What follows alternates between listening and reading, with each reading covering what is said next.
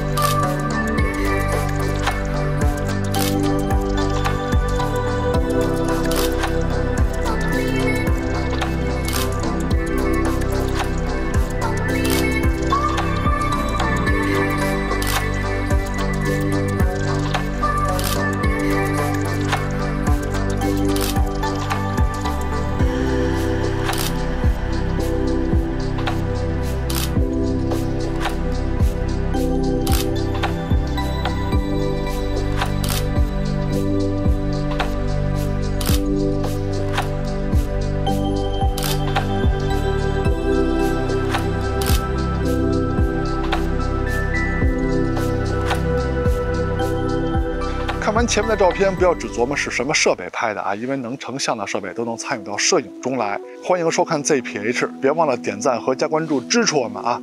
那下面咱们就来看看这两台设备的表现吧。从后摄的主要镜头和焦段上说呢，两台手机是没有区别的，都是主摄超广角、3倍的中焦和5倍的长焦。拍摄界面是有变化的 ，S25 Ultra 搭载的是最新的 One UI 7.0， 在拍摄界面中给出了更多的焦段选择按钮。其中2倍、10倍、30倍、100倍都是数码变焦焦段啊，0.6倍、1倍、3倍跟5倍是光学焦段。在拍摄界面的顶部跟底部，就是现在的左边跟右边，都可以调节高像素模式啊、动态照片呀、滤镜什么的。但是底部这边呢，就是现在的右边啊，可以调节的选项更丰富一些。S24 Ultra 现在还没有升级到 One UI 7.0， 还是 One UI 6.1， 它的拍摄界面就是老样子，0.6倍、1倍、3倍、5倍、10倍，然后点击的时候呢，右边会出现更多的数码变焦选项。下面我们就每核镜头结合应用场景好好对比两台手机了。我们还是先从主摄开始聊起。从参数上说呢，两边是没有什么区别的，那咱们还是直接看实拍样片吧。从色彩风格上说呢，两边是非常接近的啊，不仔细看呢看不出什么区别。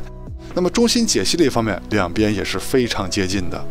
再看一组对比，那么仔细看呢，颜色风格还是稍微有一点点区别的啊，主要是在地面上面，但是区别还是不大。那么最重要的中心解析力方面，两边还是差不多啊。但是仔细看呢 ，S25 Ultra 的成像稍微肉一点点。反正总之吧，在光学分辨率上 ，S25 Ultra 相对于24 Ultra 来说呢，没有什么提升。那么镜组的光学质量，也就是边角画质把控方面呢，25U 跟24U 这边呢，其实也差不太多。看另一个角的表现呢，25U 更强一些啊，就强了一点点。24U 那边的表现呢，其实也不错了。现在是主摄5000万像素的对比，其实主摄是有2亿像素的啊。如果用高清模式呢，就直接用2亿像素就行。但是它既然有5000万像素选项呢，咱们也对比一下。那么中心解析力啊，S25 Ultra 的更好一些。我拍了很多组啊，都是 S25 Ultra 的解析力更强一些。但是到了2亿像素高清模式，情况就有变化了。第一个场景，25U 的解析力是没有24U 强的。但是换了一个场景之后呢，25U 的2.1像素模式又比24U 的强了。24U 的表现一直是很稳定的，25U 的表现呢是一会儿强一会儿不强啊。我拍了很多组，确实都是这样。那么现在呢，25U 的2.1像素高清模式的表现呢，可能还不太稳定啊。不过25U后面还要对比其他的手机，随着系统升级，我们看它有没有什么改进。那再说超广角镜头，这回25U的超广角呢是升级的重点，原生像素变成了5000万像素。你说三星要是把折腾超广角的镜头放在折腾3倍上，可能高兴的朋友会更多一些吧。我估计三星是不舍得改变现在的手机造型啊。如果3倍升级更好的镜头的话，现在手机的后摄造型肯定会变的。看实拍样片吧，两边的颜色风格依旧是非常接近的，但是视角呢是略微有些差别的。S25 Ultra 这边的视角更广，视角差距如图所示，这个红边就是24U 拍不到的范围。那么中心解析力方面，在默认模式下，两边没有什么区别。再看一组超广角的对比，那么中心解析力方面真的是没有什么区别啊，连高光的曝光、阴影的曝光都是那么的接近。镜组的光学质量，也就是边角画质把控方面呢，25U 这边从开始下降的范围看呢，是比 S24U 这边更大一些的啊。看另一个角的表现也是如此。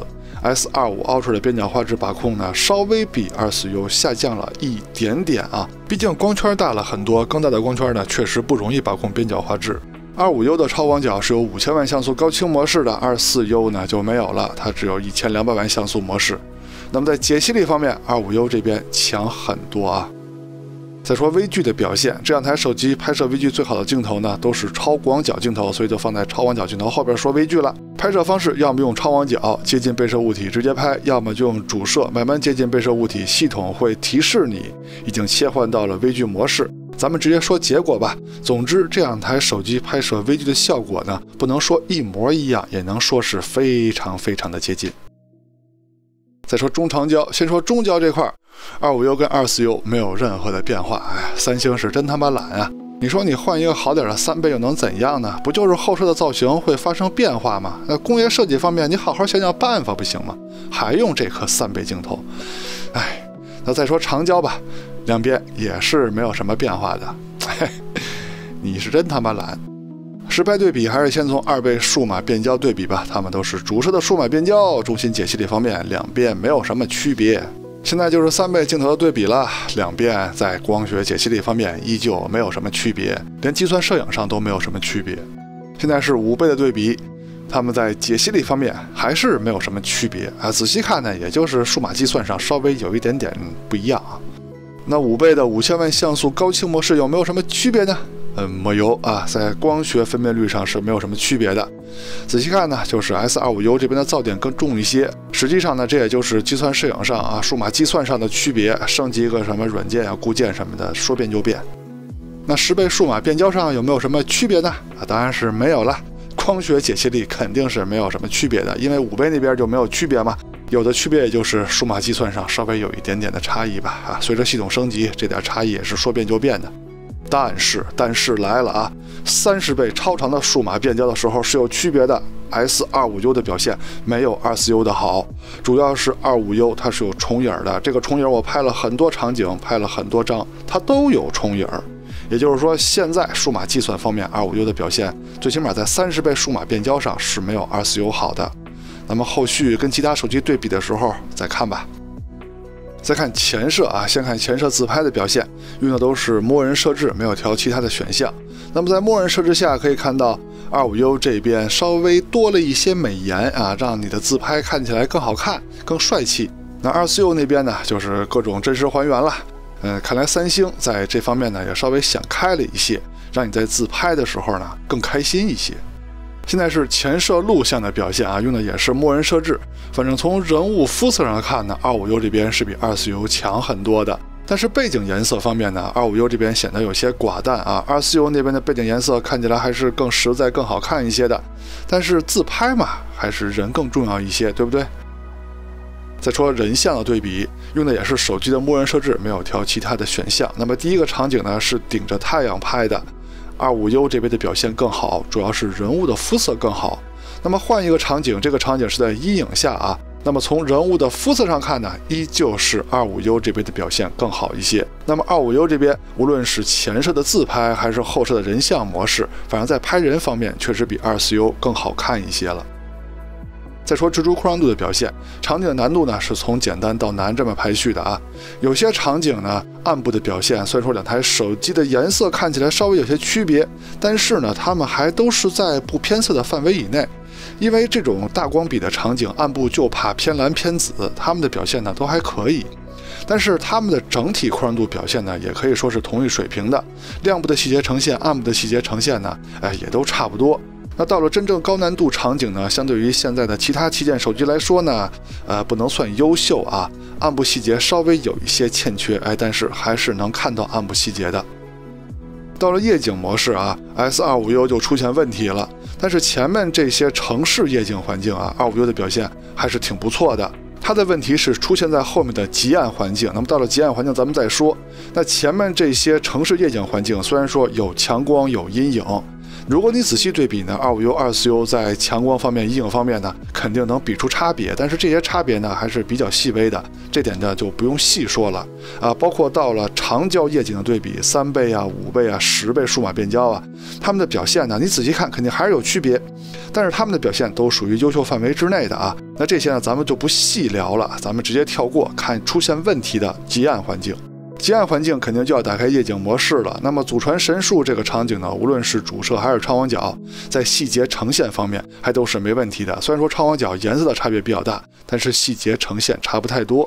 那么 S25U 开始暴露出问题的场景呢，就是从健身器场景开始的。用夜景模式拿起来就拍的情况下，25U 这边拍照出来的效果很糟糕啊，是虚的，而且过亮，跟24U 那边比差很多。我拍了很多张，张张都是这样。除非用手在屏幕上选取对焦点，选对焦点的时候呢，实际上也是联动测光啊。这个时候25U 拍摄出来的照片才相对正常，解析力啊、对焦啊、清晰度啊，这回都跟24U 差不多了。不过这次25U 的超广角在这种极暗环境下的夜景模式表现还是不错的，解析力就是细节呈现方面是比24U 要强的啊，毕竟它的光圈要大了很多嘛。但是到了极暗环境，最主要的还是得看主摄的夜景模式表现呀。那么树林小路这个场景拿起来就拍的情况下，25U 的表现还是这个问题，解析力、细节呈现，我觉得就是对焦的问题啊，就是没有24U 的好，效果差很多。同样的，必须手动在屏幕上选择对焦点，联动测光之后，25U 这边的表现才算正常。但是这个正常跟24U 相比，也是不如24U 的呀。有人问过我，你们的测试场景为什么不换呀？因为这些不是摄影作品，它是测试场景，相当于测试标板图。你们见过测试镜头的摄影标板吗？啊，这上面都是圈圈块块那种更单调。这种呢更接近生活，但是它是测试场景，它就是测试标板。这种场景是不能换的，它都是我们精挑细选的，它有难度，有代表性，能看出问题。那最后一个场景，祖传神树 Pro， 在拿起来就拍的情况下，25U 这边的表现就是没有24U 强，必须手动选择焦点之后，它的表现才算正常。后面随着系统升级 ，S25U 还会跟其他的手机进行对比，到时候看看它的表现有没有什么改进吧。再说视频录制 ，S25U 的视频拍摄界面呢，当然也发生了些变化啊。首先是跟拍摄界面一样，多了很多可以选择的焦段按钮。其次就是在默认状态下，它就支持 HDR 视频拍摄。只不过 HDR 视频拍摄呢，也没什么新鲜的。你想拍出好视频呢，跟你用什么格式，什么 SDR 啊、log 啊、HDR 啊，跟这些都没有关系。在视频拍摄过程中多了一个滑块，这个滑块呢，轻轻推呢，它就慢慢的变焦；如果推得多呢，它的变焦速度就会快一些啊，就拍摄起来在变焦方面呢稍微轻松一点。在专业录制选项里呢，还支持 log 格式，现在左边就是 log 格式啊，右边就是机身内 log 还原颜色之后的效果啊，其实也就是跟不用 log 直接拍的颜色差不多。你拍完 log 之后呢，也可以在剪辑软件里边自己去调色啊。还是那句话，你想拍出好视频，跟什么格式啊、跟调色这些都没有什么关系啊，主要还是靠构图啊、取景啊，还有剪辑配乐什么的，这些是更重要的，格式真的不重要。现在是 S25U、S24U 主摄白天手持走路的表现，没有架子，没有稳定器。两边在防抖和清晰度方面，也就是解析力方面是非常接近的，也都是非常优秀的。S25U 那边你愿意用 HDR 录制也行，录制完之后呢，还原成 SDR 之后，颜色也跟你们现在看到的差不多啊。如果你不还原呢，可能会有一些兼容性问题。现在是两边超广角镜头的录像表现，在白天呢，它们俩也没有什么区别。现在是2倍的录制表现，它们都是主摄的数码变焦，同样的两边也没有什么差别。现在是3倍的录像表现，画面有区别了啊。25U 这边画面更柔和，解析力更高；24U 那边呢，阴影看着更重一些，锐化也更重。最关键的是解析力没有25U 这边好。现在是5倍焦段的对比，画面还是稍微有一点点区别。24U 那边的锐化更重一些，25U 这边看着更柔和，两边的解析力呢差不多。现在是最远数码变焦20倍的录像表现。两边呢看起来差不多，但如果暂停画面看的话呢，24U 那边的表现更强一些，就是解析力方面更强一点。现在是主摄夜晚的录像表现，两边还是很接近啊。当然，如果你要细挑毛病呢，看树枝方面这种暗部细节呈现呢是24U 更好，看地面呢是25U 更好，但是他们俩的这种差别啊还是算非常接近的。现在是超广角的夜晚录像表现，让我没有想到的是 S25U 的暗部细节呈现看起来还没有24U 好，但是清晰度确实是比24U 更好的。那这里提示一下啊，如果你用25U 的 HDR 录制呢，它的暗部细节呈现会比现在更强，但是你不要在机身内部转制成 SDR， 要不然效果又回去了。现在是3倍的录像表现，两边防抖跟清晰度都差不多，但是亮部细节呈现 25U 的表现更好一些。现在是5倍的视频录制表现，清晰度方面 S25U 稍微强一点点，两边的防抖做的都不错。现在是10倍的录像表现，两边的效果又都差不多了。它们也都会随着画面中的亮度变化自己调整曝光，而且防抖啊、清晰度啊都挺好。到了最后一个环节了，咱们简单说一下工业设计吧。S25U 这边的 R 角啊，已经变得圆润一些了，不像24U 那么的尖锐了。但是边框呢 ，S24U 是有弧度的，握持起来呢有点圆润感。25U 这边的边框呢，已经变得垂直了，但是握持的手感呢，我觉得也还不错啊。那各位更喜欢哪台手机的工业设计呢？喜欢 S25U 的打1，喜欢24U 的打2。两台手机依旧还有手写笔，但是25U 的手写笔呢，已经不支持隔空拍摄了，不能遥控相机了。但是写画画什么的还是没有问题的。OK， 到结尾了，看完前面的内容，希望在选择方面为您提供了帮助，也希望您能喜欢我们的节目啊！别忘了点赞和加关注支持我们。我们下期节目再见，拜拜。